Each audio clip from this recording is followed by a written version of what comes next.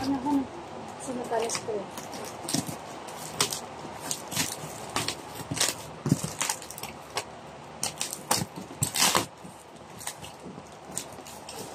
Yan, kami. Yun na ni kami. Babasagin niya. May chinelas ko. Display nga. Ang gagandang display. Chinelas yan. Ay, Ang ganda. ay may aso. Kaya may sinisilip pa. Oo nga, sumisilip. Takip, silip. Gusto ko. Ay, ma-photo gang. Ito, pandisplay. Kulang to eh. Hinawakan yan. Siyempre. Ano ba yung sasama? Gusto pa yan. Yan. Isa. Ayan po ba? Food dog. Hindi, puro pulo. Ay, ko mahal Ba't talaga. na Buhok. book ng... Geisha. Ito, mahal bentahan na ito kasi collectibles ko. Yak, maiiga pa. Mahal bentahan nito. Ha? Chinelas. Ay, hindi to chineras. Karawahi to, di ba? Santa Fe. Ayoko na. Pero siguro lagyan na to ng anak. Ay, hindi din kasi nagluto siya nito. Mga pan-display. Ayoko na. Umayos ka na dito. Parang babalik ka. Okay.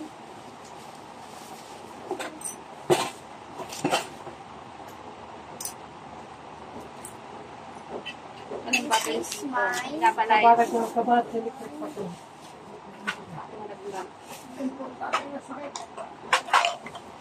Ooh, baby, you love your way. Kikilig ako ba ha? Kikilig ko na lang din. Ito ang cellphone mo. Kasi kailangan nyo lang yan eh. Pinibigay nyo lahat ng gusto eh. Ako hindi dapat ganyan. Yun ang mga pinagpipilian niya. Iniiwan lang niya dyan. Tapos, sabihin na natin mga ika-apat ngayon. Tapos, biglang namatay siya. Diyos ko, Bakit mo nagkaganon? Wala kasi na siya. hindi mo ang ginagawa niya sa mama mo. Papatay na ba mo anong oras? Kaya kailangan maunahan ko sa mga mangyari yun.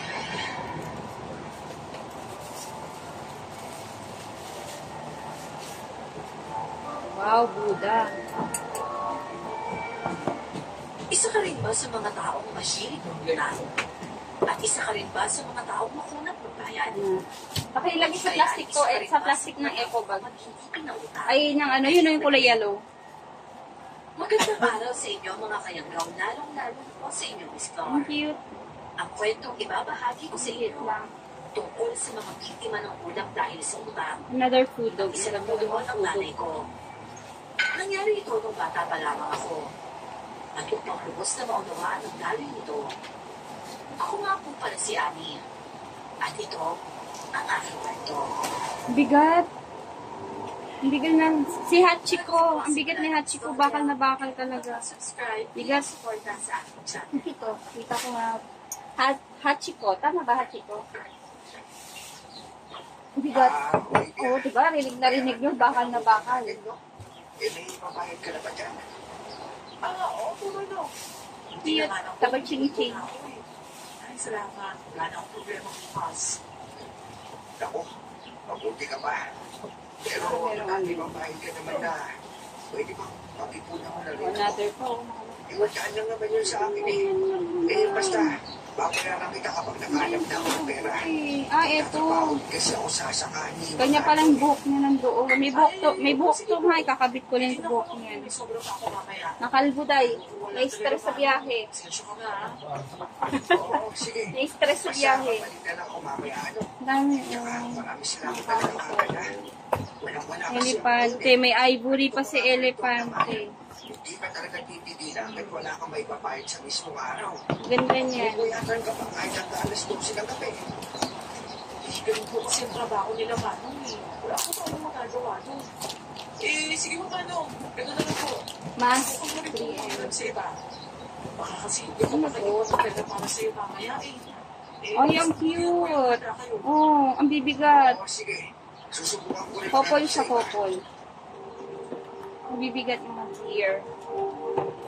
Dear Umalis friends. nga doon si Manong. Meron na siyang toothbrush. Isang malaking Di Korean. na naman ang wala ng Araw-araw. Ito din geisha. Meron kasi kaming tindahan. Ayan, nandito yung ulo Ang nila. bahay rin namin, ang sentro ng singilan ng utang na sinalihan ng mama ko.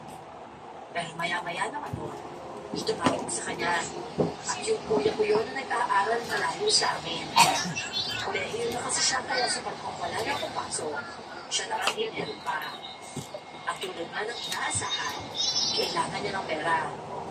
Dahil doon umalis kami ni Mama, nagpadala ng maganda pera sa Panawag Kotse sa bayan. Yun ang dahilan kung bakit wala siyang naipon para kay Manong Benji.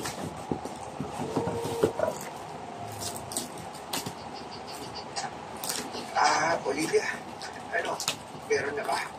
Hindi kasi ako nakahanap ng mahirap ang kanina eh.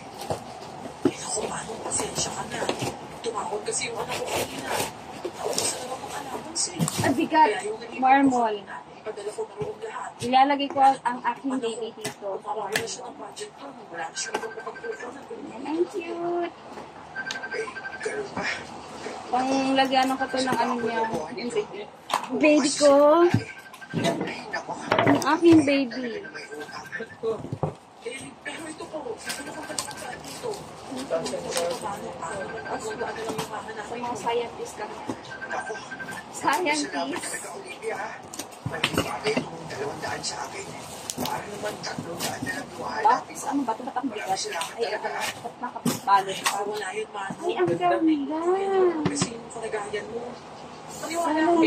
ang ganda. Hindi ko alam. Nga lang. Pareho tayong problema sa pera eh. Ay, ayusin mo nga na. Eh, oo nga eh. Eh, yan. Para magbalik. Babalik ko rin kagad ito. 200 mo. Ayun na, yung nagbubukas eh, tapos di ako marunong magbalik. O siya, sige. Nai-stress ako. Magpapakasakali ako sa iba. Mama, bakit po parang hindi na lang silang walang pera? Nung nakaraan, hiram din siya sa'yo. Tapos ngayon ulit. Ay, ang ganda. Eh, ganun talaga kapag mahirap ang buhay, anak. Hindi na may iwasan ng sarili pa ang kailangan. Naalala ko lang po kasi yung sinasabi ni Papa na magpahiram ka lang daw po ng pera kung may sobra ka na. Pero kung kulang po, hindi mo naman kailangan mong problema ng pera para sa iba eh. Walang po niyan na. Hindi mo naman Lagay mo yan sa loob ng plastic. Benji eh. Walang problema Eh, bakit dito. naman problemado ka dyan? Ganda. Ako, anak. Awit na ako. Wala kasi ako eh. Naman. Ay, At ang sabi ko ni Papa, lagi ka na lang magbibigay ng awa, aakusuhin ka talaga ng ibang tao. ang ganda ng Ay, bakal. naku, oo na. Bukang sa kami yung ulinan ng Papa ko eh. Ang mabuti pa, magsain ka na rin ng hapunan natin. Kasi ako, magluluto na ako ng ulam. Eh, na pala, ano ang gusto mo? Ganda oh. Permission lang yan, maganda Sa yan. bahay na yun, ay dalawa na kapag na natutulog doon.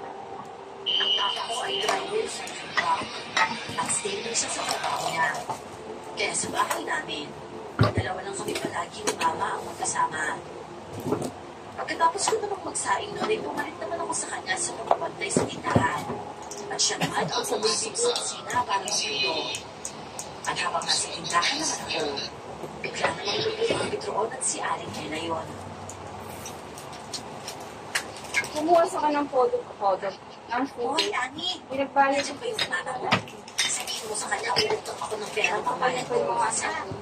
Kasi gusto yung savings ko sa kanila eh. Wala na akong makukuha doon.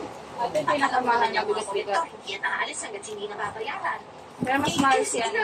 Tawagin mo naman Si yung Hachiko kasi bakal po yung Nagluluto ko siya sa kusina, aling Elay eh. Eh kaya nga tawagin mo. Ang sabi, lagay mo yan doon sa labas. Pupundot sa pera mo kumain ko. Eh, wala na po kasi pera si Mama. Anong pahit po? Pinadala niya po kay Kuya kanina. Wala na nga po siyang pinahiram kay Manong Benji.